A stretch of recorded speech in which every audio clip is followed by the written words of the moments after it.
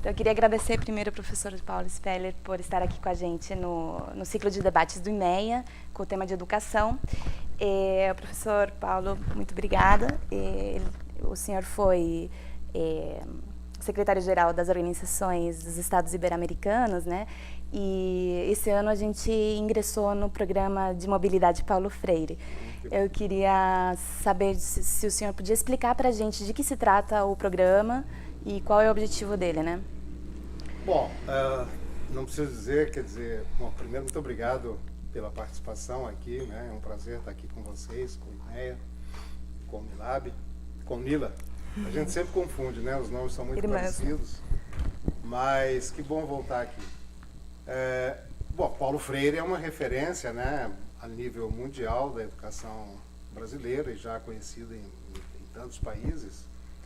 E aí criamos esse programa com a ideia de fazer a mobilidade dos estudantes da área de educação, para que eles pudessem conhecer outras realidades, outros países, outras línguas, né, e passar um período acadêmico, um semestre, um trimestre, enfim, depende de cada país, cada universidade, cada hemisfério, né, hemisfério norte, sul, são calendários. Mas a ideia é dar uma certa flexibilidade para que isso possa acontecer, né? Mas num acordo direto entre as universidades. Quando há entre os países, também considerar esse acordo, que eventualmente existe entre alguns países, né? Mas as universidades têm autonomia para tratar desse tema e ele poder trazer os créditos quando volta. E com um aspecto interessante também, que é dele multiplicar essa experiência. Quer dizer, não ficar só para ele, só para si, né? Mas sentar com os colegas, fazer alguns mini eventos dentro da sua instituição de origem e falar um pouco, né, do que ele vivenciou, tanto formalmente quanto informalmente, né, através das organizações estudantis, através da própria universidade, dos programas de extensão ou de outros, né.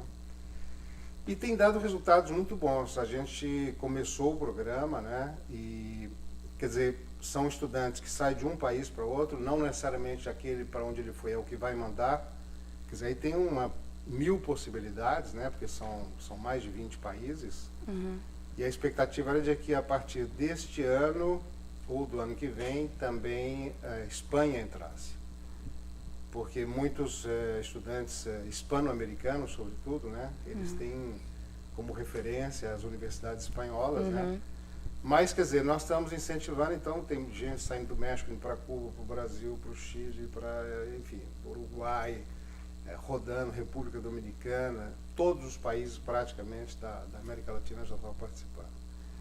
É um programa espetacular, né, porque hoje a formação, e não preciso dizer isso, vocês na Unila têm isso como um princípio da importância da integração regional e, sobretudo, dessa troca, né, que há entre realidades distintas, línguas distintas, culturas distintas, até para aprender a conhecer o outro e respeitar o outro, que é tão importante tanto entre os países como internamente. Sim. Quer dizer, isso não só no Brasil, mas é uma realidade que a gente vivencia cada vez mais com as, digamos, diversidades que nós vivenciamos, as minorias, e às vezes nem são as minorias, são as maiorias, né? Como é o caso no nosso país, e em outros países onde, por exemplo, as populações afrodescendentes são tão importantes também, né? Como Colômbia, como Venezuela, enfim, há várias realidades nos países da América Central, do Caribe, são realidades muito presentes. E a população de origem, as populações originárias, né? Que também são parte, essas sim, minorias, né? Na maioria dos países, mas em alguns são maiorias também, né? Apesar da sua diversidade étnica também, né? Enfim, é um programa que acaba dialogando com todos esses elementos, né? Na Unila a gente tem 7 licenciaturas, né? 6 delas são novas, elas vão cumprir 4 anos agora, esse ano, estamos no 4º ano, formando nossos primeiros estudantes, né? E um debate que a gente tem tido constantemente, e a gente se vê também despreparado para esse debate, é quais são os desafios de formar um professor com viés latino-americanista e viés integracionista quando né, o sistema educativo na América Latina é tão diferente entre si, né? A partir da sua experiência, que caminhos o senhor acha que a gente poderia seguir? Olha, eu acho que os desafios para o Brasil são muito maiores do que para os outros países, porque eles têm eu não diria uma integração, mas eles têm uma convivência né, entre os países de língua espanhola na América Latina e, inclusive, com a Espanha, né, mas, sobretudo, na América Latina, por uma origem que é comum, não é? Então, os sobrenomes, às vezes, são os mesmos. Há casos, inclusive, que eles vão ter família em outros países, né, tanto pelo processo migratório da Espanha, como também por processos migratórios regionais ou subregionais. E há uma certa mobilidade entre os países, da Argentina até o México, muito maior do que a do Brasil. O Brasil, durante muito tempo, olhou sempre para o Atlântico. Né? Quer dizer, a nossa referência era a Europa, não era nem a África, não. O conhecimento, os valores, o que é bom está na Europa, depois na América do Norte, e etc. Então, para nós é muito maior, quer dizer, nós demoramos muito para atravessar os Andes, né? E de repente ver, olha, tem coisa interessante ali. Né? Eu lembro quando eu cheguei em Mato Grosso, por exemplo, eu não sou de Mato Grosso, quando cheguei para trabalhar, e foi quando eu conheci Mato Grosso, vi no mapa que estava do lado da fronteira, 200 quilômetros da Bolívia, né? E comecei a perguntar para as pessoas, aí, como que é a Bolívia e tal. E as pessoas diziam assim, o que você vai fazer na Bolívia? Na Bolívia não tem nada. E a Bolívia tem tudo. Quer dizer, todas as realidades são pertinentes, né? Depois eu me tornei reitor da universidade, criamos um programa de ensino do espanhol, e as pessoas começaram a falar das universidades espanholas. Eu falei, mas, gente, a Bolívia está aqui do lado. Vamos buscar uma interação com eles, com as universidades, buscando. E por aí a coisa acabou saindo, né? Então, os desafios, na verdade, para nós brasileiros, são muito maiores. Hoje, essa realidade está um pouco alterada, né? Mas ainda é pouco. Falta muito mais, né? E falta um estímulo, né? Que nós tivemos durante um tempo. Isso mingou nos últimos anos mais recentes. E é preciso retomar isso aí. Quer dizer, essa política explícita da relação com o outro, né? Aqui no Sul, talvez um pouco mais, vocês estão muito próximos, vocês estão na fronteira, é diferente, né?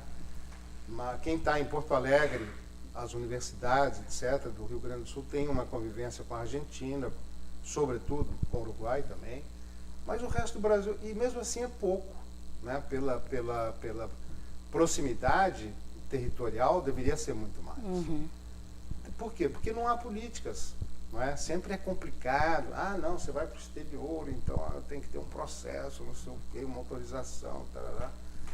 Quer dizer, às vezes, como aqui, às vezes você atravessa uma ponte e você está no outro país. Ou em dois países, né? Sim. E partindo da lógica da integração, né? O senhor foi reitor da Unilab, né? Quais são as perspectivas, são os princípios necessários para a gente pensar e construir uma educação com qualidade e que dialogue com a juventude, né? Porque uma lição que a gente precisaria aprender da universidade antiga e tradicional é justamente essa, né? O diálogo com a sociedade, com a juventude. E o que a gente precisa fazer para manter a qualidade do ensino e para dialogar com a sociedade? Bem, além das dimensões clássicas, né? Você tem que ter uma estrutura, uma boa biblioteca, laboratórios, etc., bons professores. Você tem que ser criativo. A nossa realidade da Unilab é bem distinta, pelo menos em alguns aspectos da Unila, no sentido de que a maioria são estudantes africanos, estrangeiros, né? Que vêm de uma realidade mais distante, tem que cruzar o Atlântico para chegar lá, no Ceará. E há um preconceito, né? De que o africano é inferior ao latino-americano e, sobretudo, ao brasileiro. O brasileiro tem essa visão de que o negro é inferior, de que o africano é inferior, por toda a nossa história, né? Da escravidão, etc. e toda a temática dos preconceitos e da convivência com o outro, não é? Então, uma coisa que eu usei muito, o que eu te comentava antes da entrevista, né, o ensino de línguas. Eu um dia fiz uma reunião com os estudantes e eu queria trazer esse elemento para eles, porque era uma problemática que nós vivenciamos no Brasil, em geral, com né? certeza. Até como um requisito para o estudante poder ir para fora. Por exemplo, no Ciências Sem Fronteiras isso foi um problema. Nós tivemos que criar um programa para ensino do inglês e depois de outros idiomas. Mas eu perguntei para eles, se estavam assim, num auditório como esse, e perguntei assim, o inglês, o francês, será que é importante e tal? Vamos ver aqui, fulano, você que vem de Moçambique, você, além do português que a gente está falando aqui, você fala mais alguma língua? Sim, professor, eu falo inglês. Eu falei, mas por que você fala inglês em Moçambique? A colonização foi portuguesa? Não, que todos os países limítrofes de Moçambique são de língua inglesa. A Tanzânia, a África do Sul, Malau, etc. Então, quer dizer, inclusive a gente, como vocês dizem, a gente dirige pelo lado errado, né? A mão lá é do lado esquerdo. E assim eu fui com cada país. Então, quer dizer, quando eu cheguei em Timor, então, o menino teve que parar e falar, peraí, professor, eu falo português, eu falo inglês, eu falo não sei o quê, eu falo 5 línguas. Foi legal. E deixei os brasileiros por último. Aí falei, fulano, e você? Quantas línguas você fala? Eu só falo português, né? E você? É só o português. Eu falei, vocês estão vendo? Com todos esses preconceitos que nós temos, quer dizer, é uma forma, por exemplo, né, com a realidade que nós tínhamos ali, de mostrar como é importante olhar para o outro. E até como você pode crescer com o outro. Foi aí que nós criamos os programas de ensino de inglês e de francês, onde eles, estudantes africanos, eram monitores, como professor qualificado, obviamente, né? Então, quer dizer, primeiro eles se sentiram valorizados e segundo, quer dizer, os brasileiros passaram a aprender outra língua. Isso.